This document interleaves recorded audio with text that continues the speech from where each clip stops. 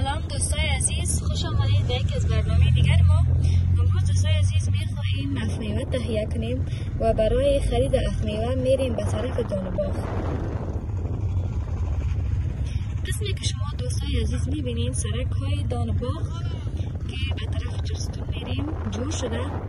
فقط کمک امی 4 طرفش مانده که امو جایی که بیران شده، یعنی قسمت ها را هم میخوایم پیاده رو جور کنن. دوستای عزیز دیگر نزدیک به مکتب میرالدین میرسیم.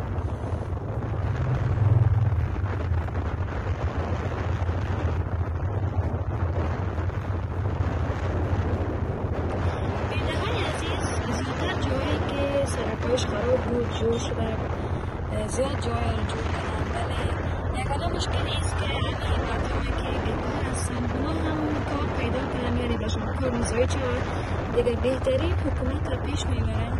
فقط همین مشکل هست که کار مردم نداره و مکتبا باز نیست.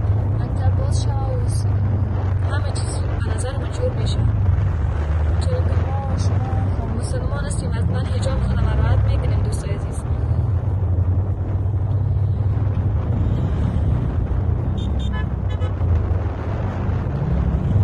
دوستای عزیز، نگفتن من یک خودم سوار موتورسیکل هستم دیگه. براتون ویدیو گرفتم که ببینید سرک‌ها چقدر کم شده. این هم تاکسی هایی که جور شده، تاکسی نو. خب دیگه رسیدیم به پلسن. دریا هم دیگه هوایش خوب بالوده است.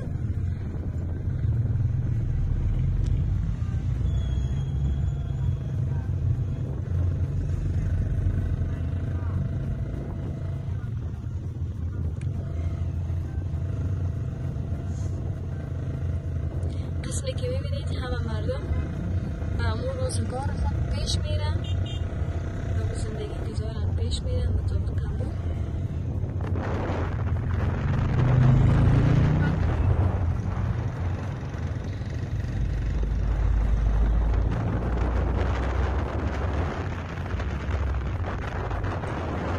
خب بینندگان عزیز، قسمی که میبینید دیگه کم کم میرسیم به طرف دانباغ. و دوستای عزیز، اگر میخواهید از این رقم ویدیوها برایتان و نشر کنیم، ما سابسکرایب کنیم، حمایت کنید و کامنت های مقبولتان، نظریه های نیکتان را همیشه برای ما بگویید. دوستا، روبرو که ببینید باغ چلستون است. این هم ایستگاه ریکشا.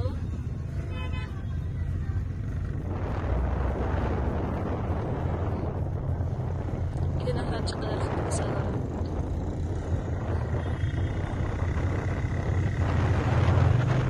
و امروز نمیفهم یک کلک گروگاه هم هست.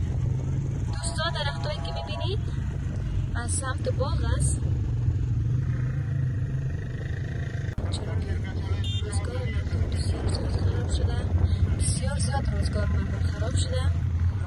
حالا که زندگی مردم که به حساب از این که انتحار یا نیست، حال به حساب دیگه انتحاری یا قسمه که گفتم نیست، حال گشنگی زندگی مردم هم تهدید میکنه.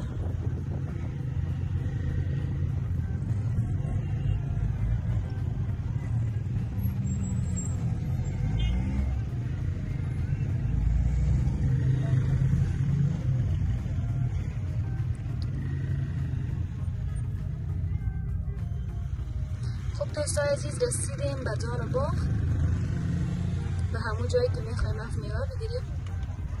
و قسمی که دوستای عزیز شما ببینیم بسیار زیاد بیروبار است، چون چیز کم بهید هم مانده، همه میخواهند خرید هم بکنن، چون زیادتر بسیار کم دیگه به هیچ وقت مانده. حتی راه رفتن هم به مشکل میشه.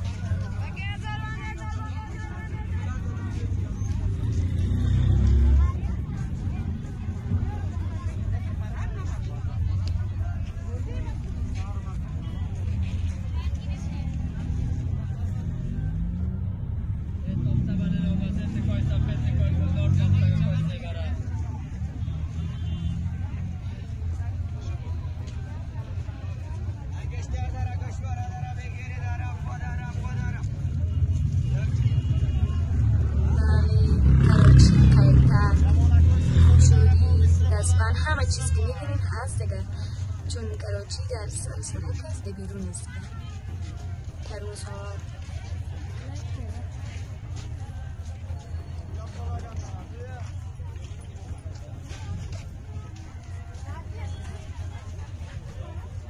دوستای عزیز رسیدیم به سمت اهمیه قسمی که میکنیم. حالا میخوایم که همون موادی که لازم داریم هم قلعه رو بکنیم از پیش برادرمون. میبینیم دوستای عزیز پستن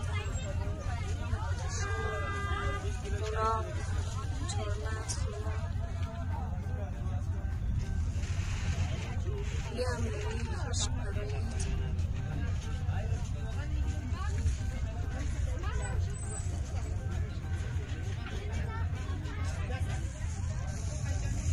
مردم هم قسمی که میبینید مصروف و خرید خود هستن.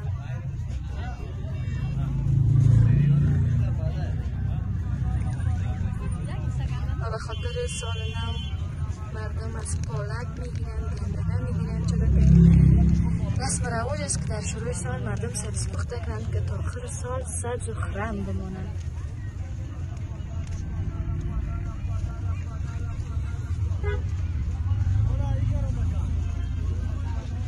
خب دوستای عزیز، از خداوند میخواهیم که یک سال بسیار خوب و خوشایند برای همه ما شما پیش بینی شود.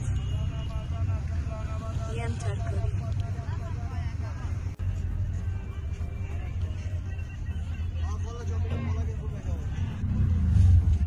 بانجان دوستای عزیز، من بسیار خوش آمد. خب حالا میاییم به طرف دوستک ما برسال میکنیم نامه کشتی است.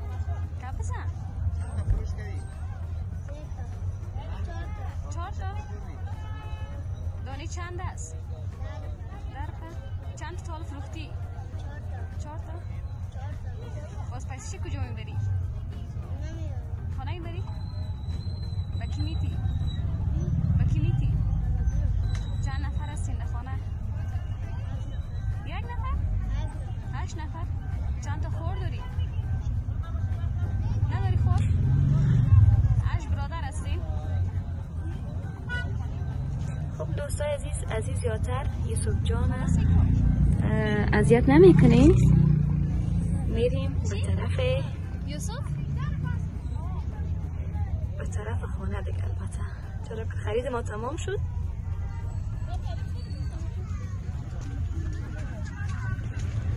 قسمی که میریم دیگه آیستا آیستا میریم به طرف خانه.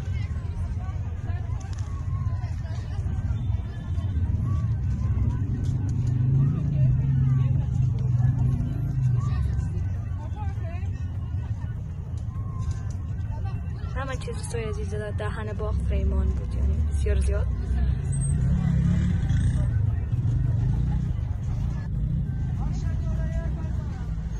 میریم به طرف خانه. او دوستای عزیز میبینیم ماهی جلبی و خصوص اشخاصی که نامزاد است به حساب نوروزی میبرن جلبی های رنگارنگ، کلچه های نوروزی. همینا در اینجا بسیار مقبول.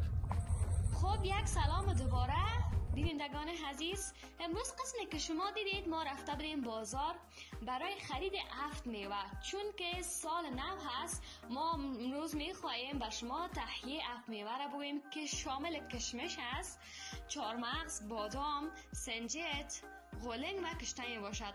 7 میوه از جمله رسم رواج قدیم کشور ما هستند که مردم افغانستان از سالهای بسیار پیش این رسم رواج انجام میدادند. قسمی که میبینین کشمش و بادام یا همش که است ناشسته است، فقط به خاطر که به شما نشان میدم که 7 میوه به حساب شامل اینی چیزا میشه.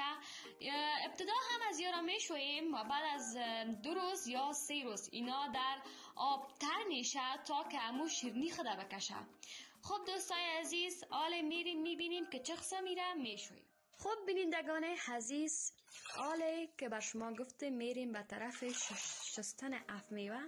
قسمی که میبینین اول از شستن بادام و چارمغز شروع کردیم که چارمغز بادام رو بشوییم. خب دوستای عزیز، باید حداقل اما هرچی که باشه باید 3 بار شسته شود تا خوب صحیح پاک شود. 4 مغز بادام شستیم.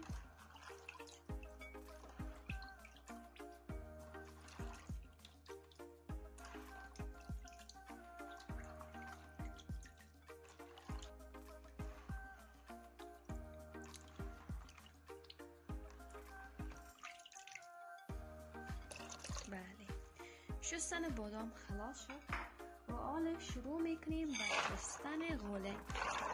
قسمی که شما گفتم دوستا، هر آن چیزی که باشه باید حداقل 3 بار شسته شود، چون هم از نگاه اسلام خوب است، چون حلال میشه، و هم از نگاه صحی که خوب صحیح پاک میشه.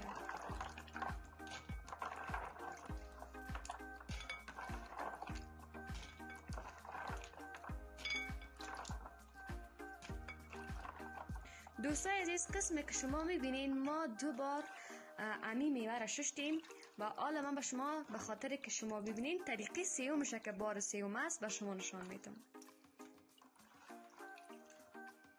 و دوستا میبینین که پاک است.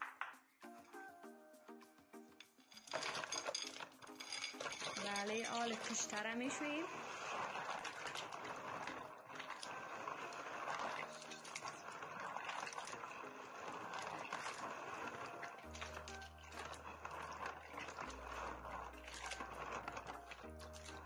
خب دوستای عزیز، تا کشته شسته شود، کشمش شسته شود، یک وقت اگر که کوتاه میگیریم زود برمیگردیم. و ها دوستا، ما رو حمایت کنید، فراموش نکنید سابسکرایب، لایک، نظریتان همیشه. بینندگان عزیز، شستن بادام، غولنگ، کشته، سنجد، کشمش تمام شد. حالا همیشه مخلوط میکنیم.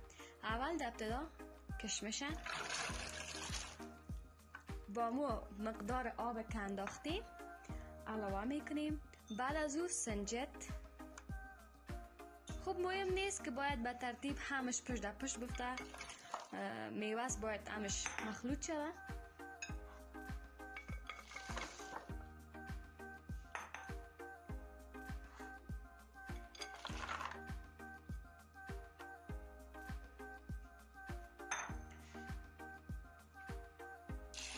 هواش کم است، مقدار هوا میندازیم. سنجد و ایره به مدت 2 روز میمانیم که تا خوب شیرین شود.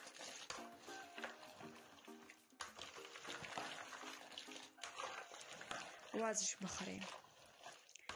دوستای عزیز، خودم شخصا اف میوه را زیاد دوست دارم.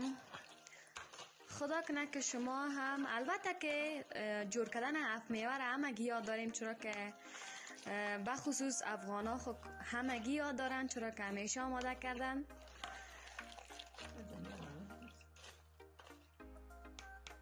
خب دوستای عزیز، تمام شد. تا برنامه بعد شما را به خداوند پاک مهربان می سپارم. و ها، از یادتان نره ما را سابسکرایب کنید، بیننده باشید و برنامه های بعدی ما را ببینید. خب دوستای عزیز، مدت 2 روز از سر اف میوه دیر شد و اف میوه معلوم میشه که خوب شیرین شده. حالا بسیار خوبش آمده.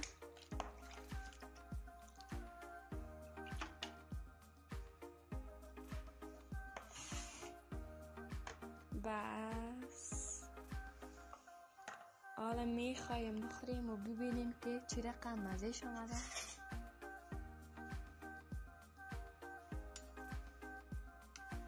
من کشتر از زیاد دفت میوه خوش دارم.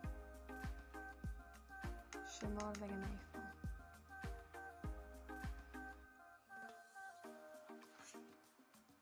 دوستای عزیز، بسیار شیرین شده، بسیار مزه‌دار آمده، بسیار زیاد خوبش آمده.